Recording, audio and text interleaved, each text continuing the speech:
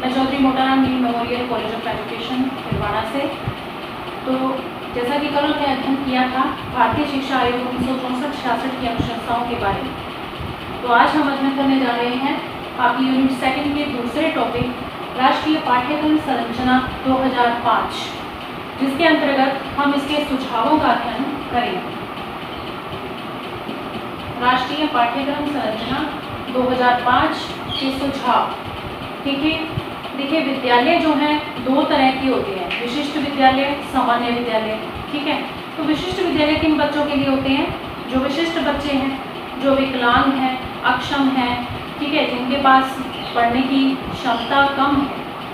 देखिए अक्षमता उनमें होती है जो विकलांग होते हैं, जो किसी भी अंग से जो है बाधित होते हैं, किसी का हाथ काम नहीं करता है तो वो लिख नहीं पाते हैं। ठीक है, इस तरह से जो बच्चे होते हैं उनके लिए जो है विशिष्ट विद्यालयों की व्यवस्था जो है पहले की जाती थी, लेकिन धीरे धीरे जो है सोच बदलती गई। तो सरकार ने जैसे जैसे सुझाव आए वैसे वैसे जो है उनके लिए भी सामान्य विद्यालयों की स्थापना कर दी।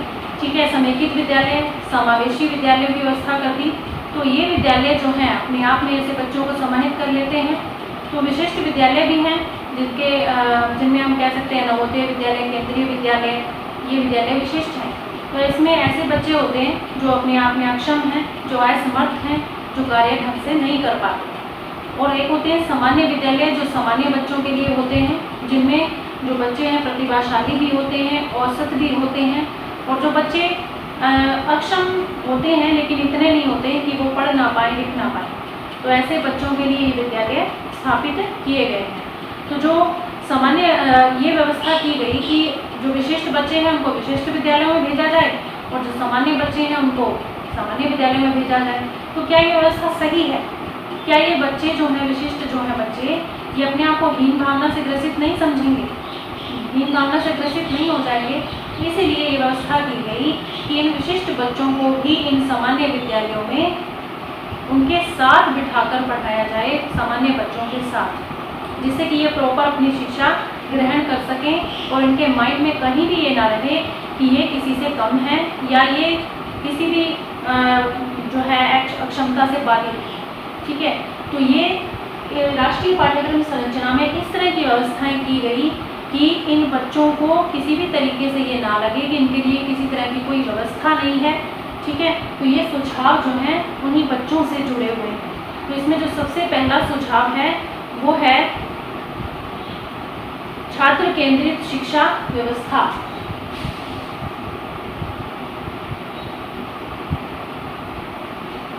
छात्र केंद्रित शिक्षा व्यवस्था।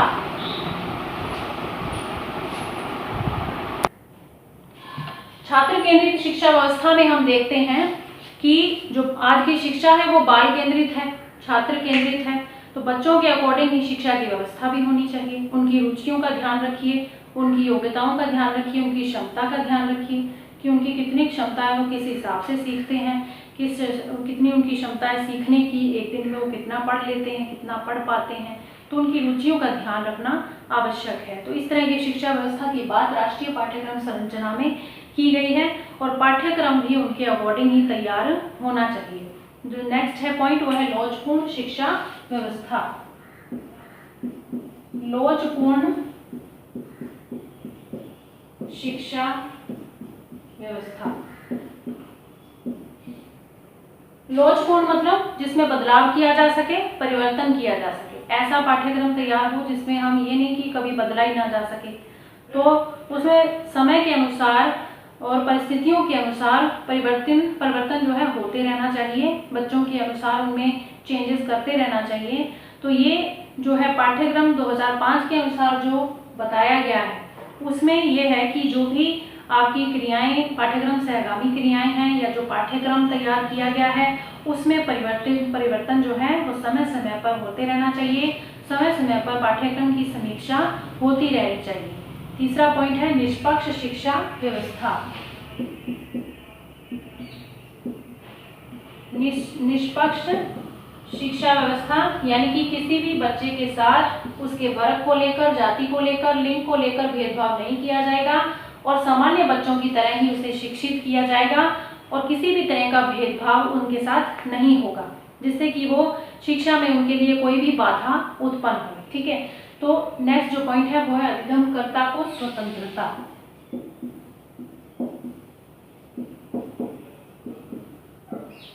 अधिगमकर्ता को स्वतंत्रता,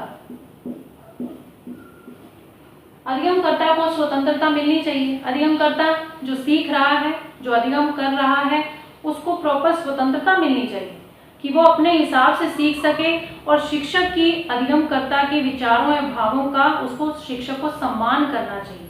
ठीक है, जो बच्चे अपने विचार रखते हैं कक्षा में, कुछ कहते हैं या किसी भी प्रश्न का उत्तर देते हैं, तो शिक्षक को उनके उत्तर का, उनके विचारों का सम्मान करना चाहिए। तो ये अधिगमकर्ता को स्वतंत्रता तो मिलनी ही चाहिए, जिससे कि वो कक्षा में अपनी जो सहभागिता है वो सुनिश्चित कर सकें कि वो भी कक्षा का एक अंग है, एक हिस्सा है। नेक्स्ट है शिक्षक की भूमिका जो है सुविधादाता के रूप में होनी चाहिए। शिक्षक सुविधादाता के रूप में, सुविधादाता यानी हर तरह की सुविधा शिक्षक के पास होनी चाहिए। किसी भी तरह की प्रॉब्लम बच्चे को आती है, चाहे वो बच्चा विशिष्ट है, चाहे वो सामान्य है, ठीक है, तो उनको किसी भी तरह की कोई समस्या आती है तो शिक्षक के पास उसका समाधान होना चाहिए। और ये नहीं है कि अगर आप जो बच्चा है वो शिक्षक से कोई प्रश्न कर रहा है तो उसका उत्तर शिक्षक को नहीं आ रहा है, या वो देना नहीं चाहता है, या उसकी बात को वो अवॉइड कर रहा है, नकार रहा है, ऐसा नहीं होना चाहिए। कक्षा में एक सामान्य वातावरण, सामान्य माहौल होना चाहिए, जिससे सभी बच्चे जो हैं अपनी रुचि के अनुसार उसमें शिक्षा ग्रहण कर सकें और किसी को भी ये संकोच ना हो, किसी के मन में ये झिझक ना हो कि वो शिक्षक से किसी भी तरह का प्रश्न पूछ नहीं सकते, क्योंकि शिक्षक ने उन्हें मना कर रखा है कि नहीं पूछना है, तो कक्षा में आवाज़ नहीं करनी है, बोलना नहीं है, ऐसा थोड़ी होता है। प्रश्न तो कर ही सकते हैं ना बच्चे, कुछ पूछना चाहते हैं तो पूछ सकते हैं, कुछ समझ में नहीं आ रहा है तो एक बार नहीं 10 बार पूछ सकते हैं। ये बात तो शिक्षक को कहनी ही चाहिए, ताकि बच्चों के मन से ये वहम निकल जाए कि वो शिक्षक से डर रहे हैं या उनको कोई भय है या शिक्षक उन्हें कुछ कह देगा या दंड देगा, ऐसा कुछ नहीं होना चाहिए। जो वातावरण है कक्षा का वो सामान्य माहौल होना चाहिए और शिक्षक जो है एक सुविधादाता के रूप में बच्चों के लिए होना चाहिए। नेक्स्ट है कक्ष का वातावरण। ये किस तरह का होना चाहिए? खुशनुमा वातावरण होना चाहिए। कक्ष का वातावरण, कक्ष का वातावरण किस तरह का होना चाहिए? प्रकाशमय, पूरी हवा का माहौल हो, बच्चे जो हैं उनकी सीटिंग अच्छी हो, बैठने की व्यवस्था अच्छी हो, प्रकाश अच्छा हो, ठीक है, और उनमें जो है बच्चे जो हैं एक साथ बिठाए जाएं।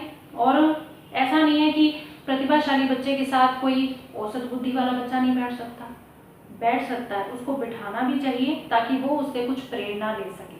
तो कक्ष का जो माहौल है वो एक शिक्षक ही तैयार कर सकता है कि किस तरह से सभी तरह के बच्चे होते हैं कक्षा में, तो किस तरह से उन सभी तरह के बच्चों को एक साथ बिठाना है, एडजस्ट करना है, उनके बीच में एक समायोजन पैदा करना है कि कोई भी बच्चा दूसरे बच्चे के साथ किसी भी तरह का भेदभाव ना करे और उसको बिठाने में आनाकानी ना करे।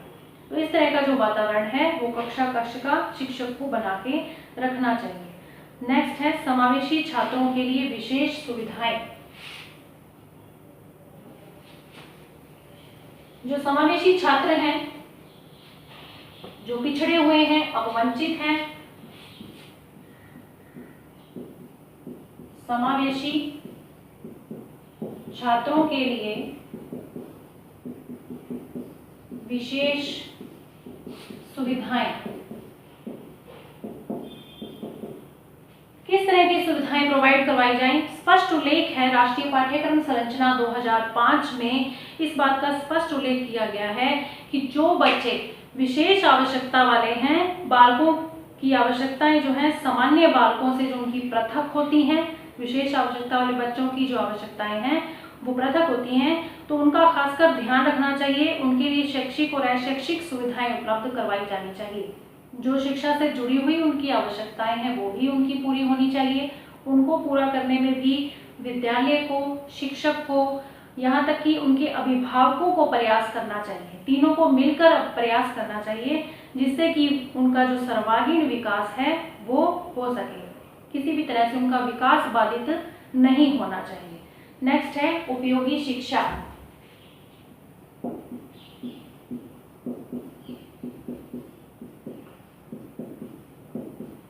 देखिए, बच्चों को सिर्फ किताबी ज्ञान देना ही जो है, किताबी ज्ञान देना ही काफी नहीं है। उनको उपयोगी शिक्षा यानी कि हर तरह की शिक्षा उनको देनी चाहिए।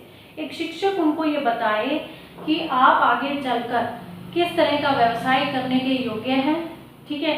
उनकी जो अंदर योग्यता है, जो क्षमता है, उसके अकॉर्डिंग शिक्षक उनको पहचान लेता है कि ये बच्चा जो है किस तरह का कार्य आगे चलकर करेगा। शिक्षक उनकी क्षमता को पहचान लेता है और वो अभिभावकों को भी इस बारे में सतर्क कर सकता है कि आपको इस बच्चे का इस तरीके से ध्यान रखना है कि ये कल को इस व्यवसाय को अपना सकता है, इसमें ये एबिलिटी है, इसमें ये योग्यता है। तो शिक्षक को उसके लिए उसको तैयार करना चाहिए और ज़्यादा से ज़्यादा ये कोशिश करनी चाहिए कि पाठ्यक्रम जो है उसकी उस रुचि से रिलेटेड हो। तो उस तरह की शिक्षा जो है, जो शिक्षक है, उस कोई भी बालक है, बालिका है, उसको वो दे सकता है। तो प्रधानाध्यापक, शिक्षक, अभिभावक, इन सभी को छात्रों के अकॉर्डिंग जो है शिक्षा उनको देनी चाहिए। ये ज़्यादा से ज़्यादा ये कोशिश करें कि पाठ्यक्रम में ऐसे विषयों को लागू किया जाए जिससे कि बच्चा जो है भविष्य के लिए तैयार हो सके, भविष्य के लिए कार्य कर सके। नेक्स्ट है एकता की भावना का समावेश।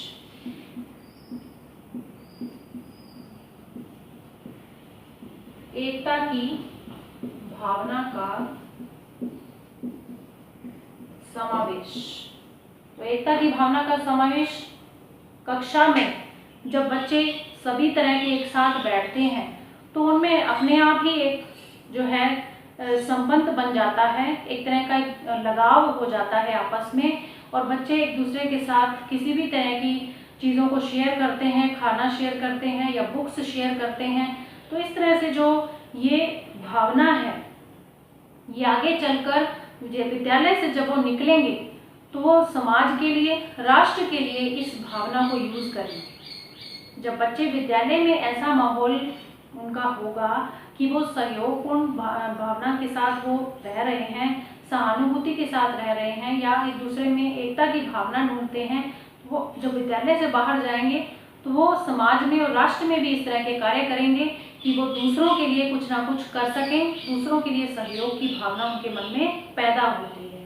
तो इस तरह से एक विद्यालय के अंदर एक शिक्षक बच्चों को तैयार कर सकता है और इस तरह की सद्भावना उनके अंदर पैदा कर सकता है।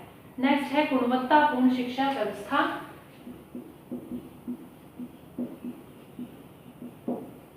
गुणवत्तापूर्ण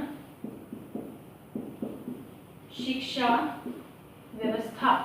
गुणवत्तापूर्ण शिक्षा व्यवस्था तो है ही, क्योंकि इस तरह की शिक्षा व्यवस्था में सभी तरह की जो क्रियाएं हैं वो बच्चे एक साथ मिलकर जब करते हैं। जब बच्चे स्कूलों में जैसे कोई भी प्रोग्राम करवाए जाए, कार्यक्रम करवाए जाए, सभी बच्चों को एक साथ खड़ा किया जाए, सभी बच्चों को आगे आने का मौका दिया जाए। ऐसा नहीं है कि प्रतिभाशाली बच्चे ही सब कुछ कर सकते हैं। जो विशिष्ट बच्चे हैं, जो अपंग हैं या जो वंचित हैं, ऐसे बच्चे भी आगे आ सकते हैं। किसी भी तरह की एक्टिविटी उन्हें आप सिखा सकते हैं कि वो बच्चे आसानी से उस चीज़ को कर पाएँ। तो ऐसा कोई प्रोग्राम उनके लिए रखिए या ऐसा कोई एक्टिविटी उनके लिए रखिए कि वो उसको बहुत ही अच्छे से उसको निभा पाए। कोई नाटक है, कोई कहानी लेखन है, प्रतियोगिता किसी भी तरह की, वाद विवाद प्रतियोगिता है या किसी भी तरह की प्रतियोगिता आप करवा सकते हैं और बच्चों को गुणवत्तापूर्ण शिक्षा दे सकते हैं। नेक्स्ट है शांति एवं सद्भावना की शिक्षा। शांति एवं सद्भावना की व्यवस्था। शांति और सद्भावना की शिक्षा इस पाठ्यक्रम का प्रमुख उद्देश्य है। इसके अनुसार प्राथमिक स्तर से ही छात्रों में सद्भावना एवं शांति का विकास करना चाहिए, जिसके आधार पर प्रत्येक छात्र एक दूसरे के प्रति, शिक्षक के प्रति, विद्यालय में अन्य शिक्षकों के प्रति सद्भावना रखेगा और सहयोग की भावना उसके मन में पैदा होगी। वो परिवार में, अपने घर में भी उसी तरह की भावना को लेकर चलेगा। कभी भी वो किसी भी तरह का लड़ाई झगड़ा जो है उसको महत्व नहीं देगा, क्योंकि उसको विद्यालय में इस तरह का वातावरण मिल रहा है, इस तरह की मानसिक शांति, सामाजिक शांति उसको विद्यालय में दी जा रही है, तो वो परिवार में जाकर कलेश क्यों करेगा। उसको किसी तरह की कोई समस्या नहीं होगी, वो परिवार के जो है झगड़ों को सुलझाने का कार्य भी करेगा। उनको किस तरह से समाप्त करना है, बात करके समाप्त करना है, वो इस चीज़ को भी सीखेगा। तो विद्यालय ही ऐसे बच्चों को इस भावना के साथ तैयार करते हैं कि वो अपने परिवार वालों के साथ उचित व्यवहार करें और कभी भी कोई भी समस्या उनके सामने आए, किसी भी परिस्थिति में वो उनका डटकर मुकाबला कर सकें, किसी भी परिस्थिति का सामना वो अच्छे से कर पाएं और अपने परिवार वालों के साथ मिलकर खड़े रहें। तो इस तरह से हमने देखा कि राष्ट्रीय पाठ्यक्रम संरचना 2005 के अकॉर्डिंग बच्चों के अनुसार जो है शिक्षा की व्यवस्था की गई है। उनको किसी भी तरह की समस्या ना हो, इसका पूरा ध्यान रखा गया है। हर तरह की सुविधा देने का प्रयास किया गया है। तो सभी तरह के छात्रों को महत्वपूर्ण स्थान दिया गया है। तो समावेशी विद्यालयों में प्रत्येक छात्र के आत्मसम्मान, आत्मगौरव का ध्यान रखा गया है और उनको संरक्षित करने का प्रयास किया गया है। किसी भी बच्चे की आत्मा को ठेस नहीं पहुंचनी चाहिए, उनके सम्मान को ठेस नहीं पहुंचनी चाहिए, उनका जो आत्मगौरव है वो बना रहना चाहिए। तो ये जो राष्ट्रीय पाठ्यक्रम संरचना 2005 है, इनके जो सुझाव हैं वो समावेशी शिक्षा को महत्व देते हैं और उसको बढ़ावा देते हैं और विद्यालयों को भी ये सुझाव देते हैं कि वो ज़्यादा से ज़्यादा इन व्यवस्था को लागू करें, जिससे कि ये बच्चे आगे चलकर भविष्य में राष्ट्र के हित में कार्य कर सकें। तो हमने राष्ट्रीय पाठ्यक्रम संरचना 2005 के सुझाव किए, जिसमें आपको समझाया गया कि किस तरह से निर्योग्य बालकों के लिए, सभी तरह के ऐसे अक्षम बच्चों के लिए किस तरह की सुविधाएं उपलब्ध करवाई जाए और उनके बारे में क्या बातचीत की गई है, वो इसमें हमने पढ़ा। तो अब हम चलते हैं नेक्स्ट टॉपिक की ओर। आज हम एक और टॉपिक लेकर आएंगे, जिसे कि हम अच्छी तरह समझने की कोशिश करेंगे। तो इस टॉपिक को हम यहाँ पर लिख रहे हैं, जो है निर्योग्य व्यक्तियों के अधिकारों से संबंधित, निर्योग्य व्यक्तियों के अधिकारों से संबंधित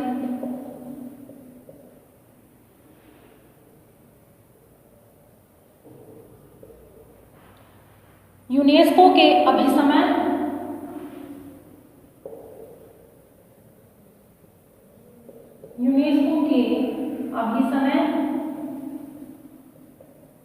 घोषणा एवं सुझाव, अभिसमय, घोषणा एवं सुझाव,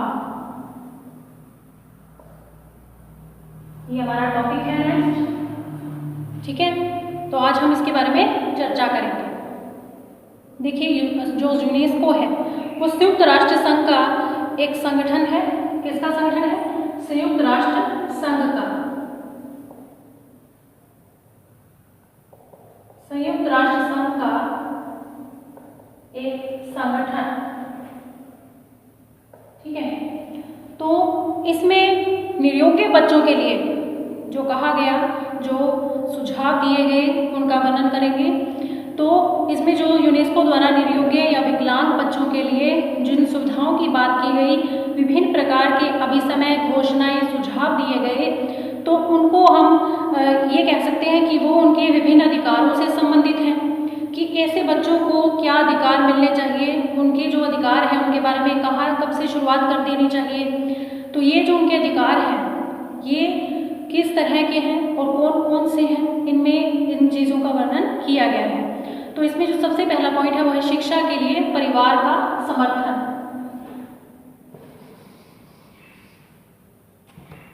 सबसे पहला जो इसमें पॉइंट है वो है शिक्षा के लिए परिवार का समर्थन। देखिए, फर्स्ट ऑफ ऑल परिवार का समर्थन बहुत ज़रूरी होता है। बच्चों के लिए अगर परिवार में शिक्षा का माहौल नहीं है तो वो पढ़ने में रुचि नहीं लेंगे और ना ही वो ये कोशिश करेंगे कि हमें विद्यालय जाना है या हमें विद्यालय जाने का शौक है, हमें विद्यालय क्यों नहीं भेजा जा रहा है, तो वो ऐसी कोई कोशिश ही नहीं करेंगे। क्यों? क्योंकि परिवार में कोई माहौल ही नहीं। परिवार में जो माता पिता हैं वो खुद पढ़े लिखे नहीं हैं, तो वो चाहते हैं कि बच्चे भी पढ़े ना पढ़े कोई फ़र्क नहीं पड़ता। ठीक है, तो सोच ऐसी हो जाती है। अगर माता पिता पढ़े लिखे हैं तो वो अपने बच्चों को भी अपने पैरों पर खड़ा होना सिखाएंगे, उनको पढ़ना सिखाएंगे, लिखना सिखाएंगे और ये चाहेंगे कि वो आगे तक जाए। चाहे वो बच्चे उनके विकलांग हैं, चाहे वो सामान्य हैं, जिस भी तरह के हैं, वो अपने बच्चों को आगे बढ़ता हुआ ही देखना चाहेंगे। तो इसलिए यूनेस्को ने ये कहा कि जो शिक्षा के लिए है सबसे पहले परिवार का समर्थन होना बेहद ज़रूरी है। दूसरा जो पॉइंट है वो है समावेशी शिक्षा की व्यवस्था। समावेशी शिक्षा की व्यवस्था, इसमें क्या है, वही चीज़ बार बार रिपीट कर रहे हैं हम कि सामान्य बच्चों के साथ अक्षम बच्चों को रखकर पढ़ाना, समावेशी विद्यालयों का सृजन करना, समावेशी शिक्षा का निर्माण करना, जैसा कि हमारे सब्जेक्ट का ही नाम है क्रिएटिंग एन इंक्लूसिव एजुकेशन, यानी कि समावेशी शिक्षा का निर्माण, यानी कि उसमें हर तरह के बच्चों को, हर वर्ग के बच्चों को, जो भी कैटेगरी है उनकी, चाहे वो किसी भी तरह से अक्षम है चाहे सक्षम है, उन बच्चों को एक साथ बिठाकर उनको शिक्षित करना। यूनेस्को का ये मानना था कि इन छात्रों को सामान्य छात्रों के समान ही शिक्षा मिलनी चाहिए। जैसे कि हमारे जो राष्ट्रीय पाठ्यक्रम में भी ये कहा गया था कि इस तरह का पाठ्यक्रम तैयार किया जाए कि कोई भी बच्चा जो है पढ़ने से वंचित ना रहे, उनके अकॉर्डिंग पाठ्यक्रम तैयार किया जाए। तो हमारा नेक्स्ट पॉइंट है समावेशी विद्यालयों का सृजन।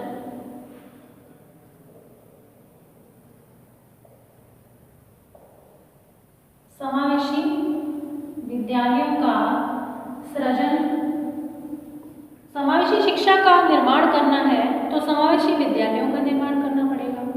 अब समावेशी विद्यालयों में हर तरह के बच्चों को प्रवेश दिलाया जाए, उनको किसी भी तरह से रोका नहीं जाएगा, कोई एंट्रेंस नहीं लिया जाएगा, किसी भी तरह से उनको ये बाध्यता नहीं होगी कि वो किसी भी तरह की जो है प्रवेश परीक्षा पास करके वो उस विद्यालय में प्रवेश पा सकेंगे, ऐसा कुछ नहीं होना चाहिए।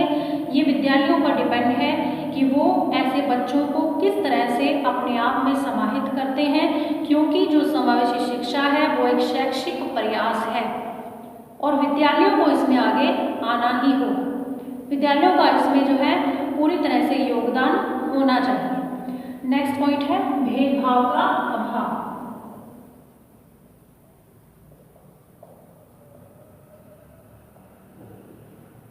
भेदभाव का अभाव, किसी भी तरह से ऐसे बच्चों को भेदभाव की नज़र से नहीं देखना है, उनको ये एहसास दिलवाना है कि आप भी सब कुछ कर सकते हैं, आपके लिए कुछ भी इम्पॉसिबल नहीं है, आप हर कार्य को करने में समर्थ हैं। लेकिन ये आवश्यकता है शिक्षकों को समझने की कि वो उनको किस तरह से हैंडल या टैकल करते हैं, उनको आगे लाने के लिए वो किस तरह के प्रयास करते हैं, किस तरह की विधियाँ यूज़ करते हैं।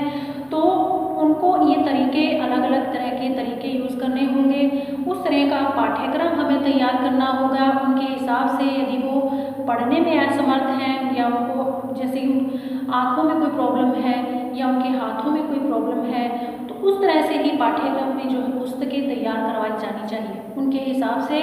तो भेदभाव का नज़रिया जो है वो नहीं होना चाहिए। ठीक है, नेक्स्ट है समस्याओं का समाधान। अब इन बच्चों से रिलेटेड जो भी समस्याएं होंगी उनका समाधान जो है किया जाना चाहिए तुरंत। उन्हें किसी भी तरह से ये महसूस नहीं होने दिया जाना चाहिए कि उनकी जो समस्या है उसको सुना नहीं जा रहा है, उस पर गौर नहीं किया जा रहा है, या शिक्षक जो है उनको पीछे ही रखना चाहते हैं, आगे लाना ही नहीं चाहते, या उन पर वो मेहनत ही नहीं करना चाहते कि ये बच्चे भी कुछ करके दिखा सकते हैं, ऐसा वो सोचते ही नहीं हैं, या किसी को ये एहसास ही नहीं दिलवाते हैं कि आप भी कुछ करने में समर्थ हैं। तो ऐसे बच्चों के लिए जो है प्रयास, जो बेहतर प्रयास है वो एक शिक्षक ही कर सकता है। तो इस तरह से उनकी समस्याओं का समाधान किया जाना चाहिए।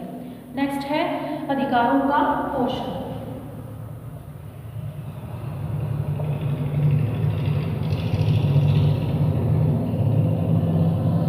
अधिकारों का पोषण, उनके अधिकारों का पोषण होना चाहिए, क्योंकि सामान्य बच्चों की तरह ऐसे बच्चों को भी हर तरह के अधिकार प्राप्त होते हैं। ज़रूरत होती है उनको ये बताने की कि बच्चे आपके पास भी अधिकार है, आप भी मांग उठा सकते हो, आप अपनी आवश्यकताओं की पूर्ति करवा सकते हो, चाहे वो आवश्यकता शैक्षिक है, चाहे वो आवश्यकता अशैक्षिक है, चाहे वो आपके परिवार से जुड़ी है, चाहे वो आपकी शिक्षा से जुड़ी है। तो कोई भी आपकी आवश्यकता है, वो आपकी आवश्यकता पूरा करवाने का आपको पूरा पूरा अधिकार है। तो इस संबंध में प्राथमिक शिक्षा से ही उनको उनके अधिकारों के बारे में ज्ञान करवाया जाना चाहिए, प्राथमिक शिक्षा से, ठीक है। जैसे कि विद्यालयों में उच्च शिक्षा में आते आते बच्चे इस चीज़ को समझ जाते हैं कि वो क्या क्या अधिकार रखते हैं। तो इस चीज़ की जो नॉलेज है वो प्राथमिक शिक्षा से ही शुरू हो जानी चाहिए, जिससे कि उनका किसी भी प्रकार से शोषण नहीं होगा। नेक्स्ट है पूर्वाग्रहों का उन्मूलन।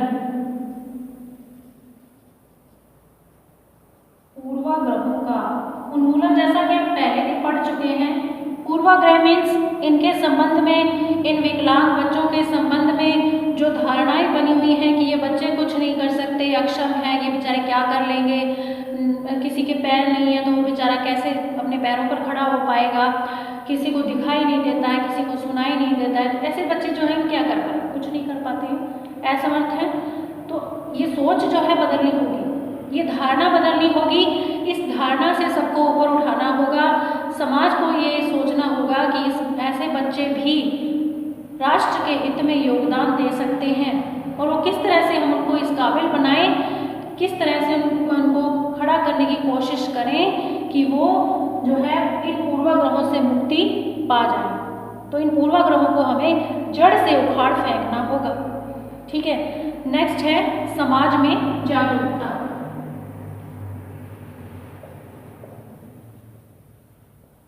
समाज में जागरूकता, अब समाज में जागरूकता होने की तो बेहद आवश्यकता है, क्योंकि एक समाज जो हर प्राणी है वो सामाजिक प्राणी है, जो भी मनुष्य है वो सामाजिक प्राणी ही है। समाज के भीतर रहकर ही वो अपना विकास कर सकता है, समाज के बाहर रहकर तो नहीं कर सकता ना। इसलिए ये समझने की आवश्यकता है कि हर बच्चे को समाज के नियमों के अनुरूप चलना है, वो ठीक है, लेकिन समाज को भी ऐसे बच्चों के प्रति जागरूकता फैलानी चाहिए, हर व्यक्ति को उनके बारे में सोचना चाहिए। नेक्स्ट है पाठ्यक्रम का निर्माण।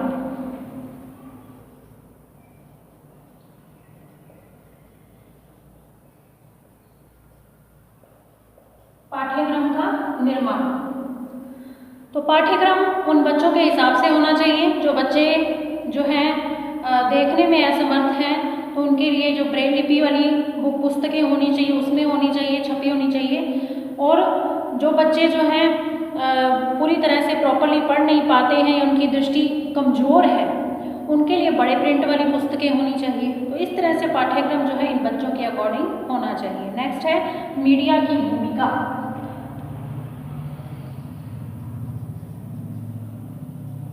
मीडिया की भूमिका, मीडिया भी अपनी बहुत भूमिका निभा सकता है यदि चाहे तो।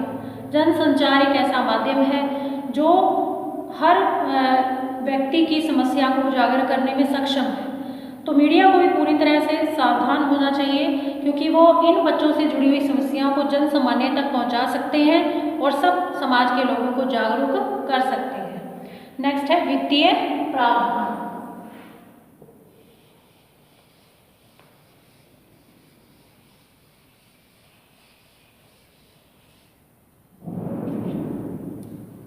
वित्तीय प्रावधान।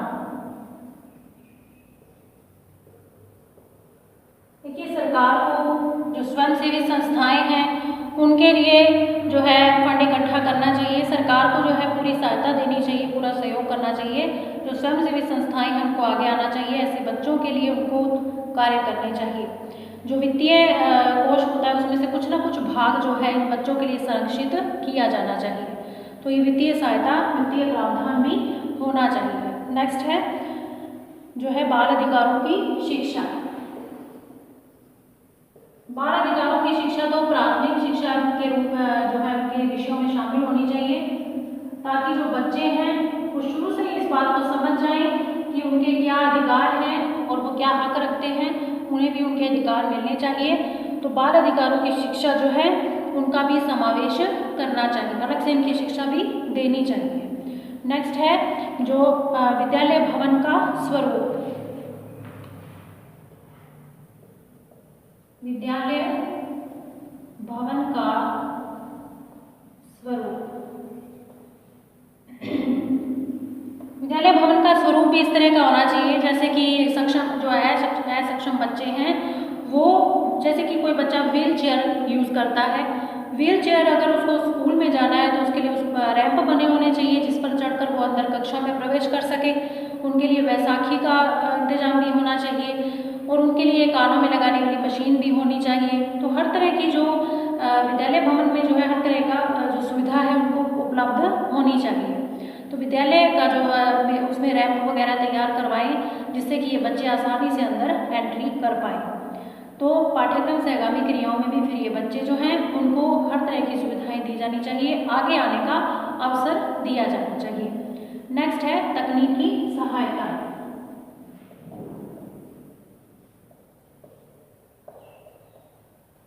तकनीकी सहायता। तकनीकी सहायता में जो है जैसे कि छात्रों के पास आने जाने का कोई साधन नहीं है तो यूनेस्को ने कहा कि इन बच्चों को अगर आने जाने का साधन नहीं है तो रिक्शे प्रदान किए जाए, बैसाखी प्रदान की जाए, सुनने की मशीन प्रदान की जाए, चश्मा, फर्नीचर जिस भी तरह का इनको ज़रूरत है उसके अनुरूप इनके अनुरूप बनवाया जाए। ठीक है, तो इस तरह से तकनीकी सहायता जो है इन बच्चों की जानी चाहिए। नेक्स्ट है अक्षम बालकों का अभिलेख।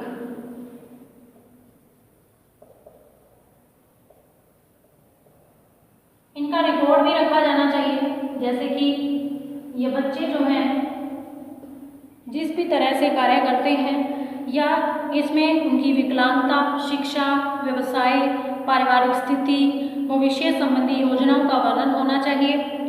प्रत्येक राष्ट्र को अपने यहाँ के विकलांग बालकों के लिए योजना तैयार करने में सहायता करनी होगी, क्योंकि ये जो बच्चे हैं इनके लिए तो जो है देश का हर व्यक्ति जो है कुछ ना कुछ करे तो ही इनका कल्याण होगा। तो ये बच्चे जो हैं पूरी तरह से सक्षम महसूस करेंगे, अपने आप को पूरी तरह से आगे आने के लिए तैयार हो जाएंगे, जागरूक हो जाएंगे। तो ऐसे बच्चों को आगे लाने का जो है प्रयास किया जाना चाहिए हमारी संस्थाओं द्वारा। राष्ट्रीय अंतर्राष्ट्रीय संस्थाएं भी इनके हित के लिए अपना योगदान दे सकती हैं। तो नेक्स्ट है विद्यालय गतिविधियों में सहायता।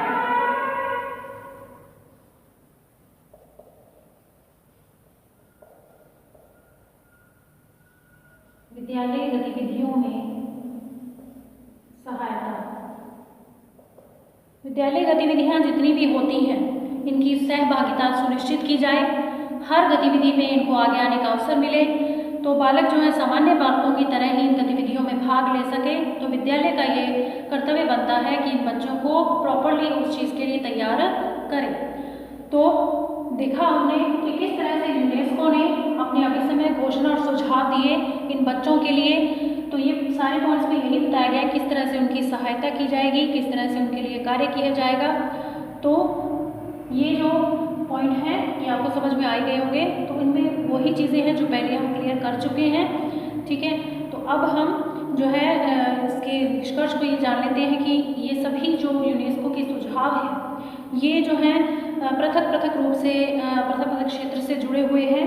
और यूनेस्को का जो प्रमुख उद्देश्य है वो है विश्व स्तर पर विकलांग बालकों के शोषण एवं उनकी दीनहीन दशा को रोकना है, यानी उनका शोषण रोकना है, उनकी दीनहीन दशा को रोकना है, तो उनके विकास की मुख्य धारा से संबद्ध है। ठीक है, तो जैसा कि हमने पढ़ा था कि निर्योग्य व्यक्तियों के लिए यूनेस्को के अधिकार जो यूनेस्को ने बातें बताई हैं उसके संबंध में, तो अब हम आपको जो है 1 नवंबर को जो आपकी परीक्षा होने वाली है, जो टेस्ट होने वाला है, उसका जो सिलेबस है वो अब आपको मैं क्लियर कर देती हूँ कि क्या क्या जो है सिलेबस में रहेगा। तो जो टॉपिक है सिलेबस में, जैसे फर्स्ट है यूनिट फर्स्ट का जो टॉपिक है, सबसे पहला टॉपिक उसमें जो आपके रहेंगे, सबसे पहले समावेशी शिक्षा।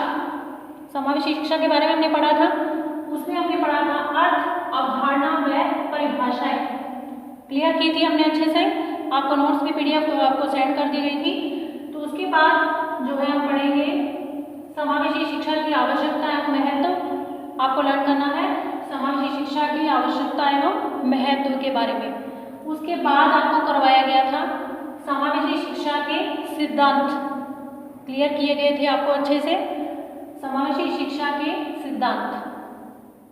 उसके बाद है समावेशी शिक्षा के प्रतिमान, जिसमें हमने 4 प्रतिमान पढ़े थे। आपको ध्यान होगा कि जैसे सबसे पहला जो प्रतिमान था वो था समावेशी शिक्षा में जो अक्षम बच्चों के लिए परोपकारी प्रतिमान, अक्षमता का जैव केंद्रस्थ प्रतिमान, अक्षमता का कार्यकारी प्रतिमान और अक्षमता का मानवाधिकार प्रतिमान। ये 4 प्रतिमान हमने इसमें समझे थे। उसके बाद टॉपिक फर्स्ट में ये 4 हैं, जिसमें कि समावेशी शिक्षा का अर्थ, अवधारणा और परिभाषाएं, समावेशी शिक्षा की आवश्यकता एवं महत्व, समावेशी शिक्षा के सिद्धांत और प्रतिमान। उसके बाद टॉपिक सेकंड में हमने किया था, यूनिट फर्स्ट के ही टॉपिक सेकंड में हमने किया था असमर्थता, अर्थ एवं प्रकार। उसके बाद विशिष्ट शिक्षा, अर्थ और परिभाषाएं, विशिष्ट शिक्षा की आवश्यकता एवं महत्व, विशिष्ट शिक्षा की आवश्यकता एवं महत्व, समाकलित शिक्षा का अर्थ, परिभाषाएं और महत्व। देखिए, समाकलित शिक्षा जिसे समेकित शिक्षा भी बोलते हैं, एकीकृत शिक्षा भी बोलते हैं, समग्र शिक्षा भी बोलते हैं। समाकलित शिक्षा के कई नाम हैं।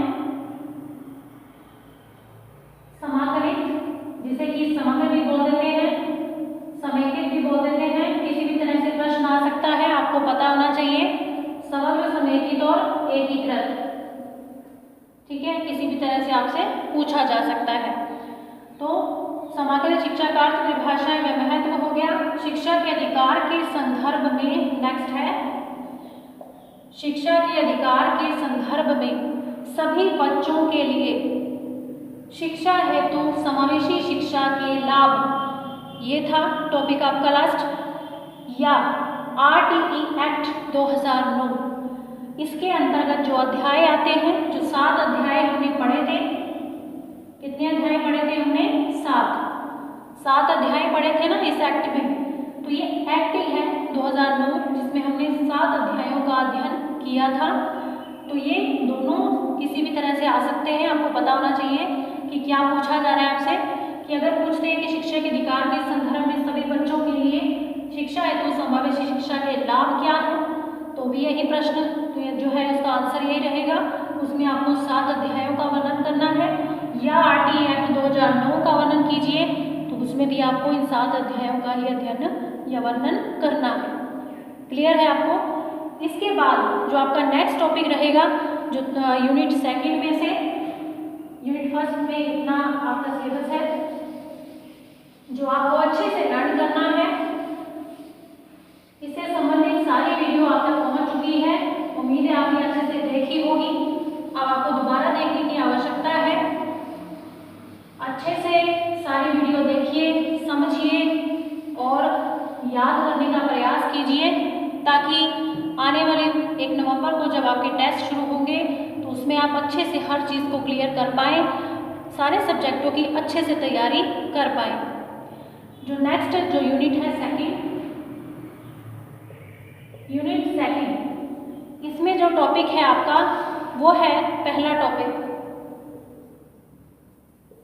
टॉपिक फर्स्ट के अंतर्गत हमने लिया है, हमने किया था भारतीय शिक्षा आयोग, भारतीय शिक्षा आयोग 1964-66 की अनुशंसाएं। ठीक है, पहला टॉपिक ये रहेगा आपका भारतीय शिक्षा आयोग 1964-66 की अनुशंसाएं। नेक्स्ट है राष्ट्रीय पाठ्यक्रम संरचना। राष्ट्रीय पाठ्यक्रम संरचना 2005 के मुख्य सुझाव।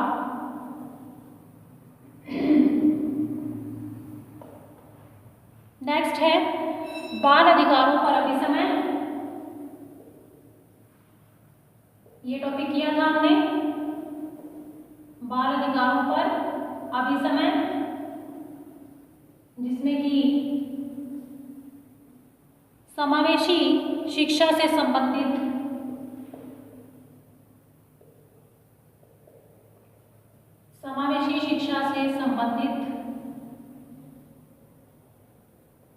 विशिष्ट अनुच्छेद रहेंगे। ठीक है, नेक्स्ट है लास्ट निर्योग्य व्यक्तियों के अधिकारों से संबंधित, निर्योग्य व्यक्तियों के अधिकारों से संबंधित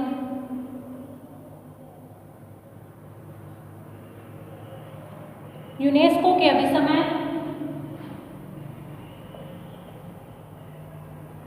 यूनेस्को के अभिसमय, घोषणा एवं सुझाव। इन सारे टॉपिक को आपको अच्छे तरह से समझा दिया गया है, क्लियर कर दिया गया है। अब आपको आवश्यकता है इनको अच्छे से पढ़ने की, पूरी तैयारी के साथ आप पेपर दीजिए, क्योंकि आपके जो एग्ज़ाम हैं वो ऑनलाइन ऑफलाइन जैसे भी रहेंगे आपको इसकी सूचना दे दी जाएगी और आपको इसकी अच्छे से तैयारी करनी है, क्योंकि आपके जो मार्क्स हैं वो जो है आपके शो किए जाएंगे व्हाट्सएप या आपके ग्रुप में डाले जाएंगे, जो आपका ग्रुप बना हुआ है उसमें डाले जाएंगे, शो किए जाएंगे। तो आपको अच्छे से तैयारी करनी है और पूरी मेहनत करनी है। अच्छे से वीडियो सुनिए, नोट्स पढ़िए, PDF जो आपको सेंड करी गई है उसको अच्छे से पढ़िए, समझिए और अच्छी तैयारी के साथ पेपर दीजिए, ताकि आपको किसी भी तरह की कोई दिक्कत ना आए और आपके अच्छे मार्क्स से आप पास हो। तो ये एग्ज़ाम डेट आपकी 1 नवंबर से आपके शुरू होंगे और जैसे भी कोई बदलाव या कोई परिवर्तन हो तो आपको सूचना दे दी जाएगी, आपको मैसेज कर दिया जाएगा कि जो एग्ज़ाम है वो ऑफलाइन होंगे या ऑनलाइन, इसकी सूचना आपको पहले दे दी जाएगी। और इसलिए इसका जो भी एग्ज़ाम होंगे वो आपके पैटर्न जो होगा एग्ज़ाम का वो वैसा ही रहेगा, जैसे कि एग्ज़ाम का पैटर्न होता है आपका वो वैसा ही रहेगा। तो इस तरह से आप पूरी तैयारी के साथ एग्ज़ाम दीजिए। धन्यवाद।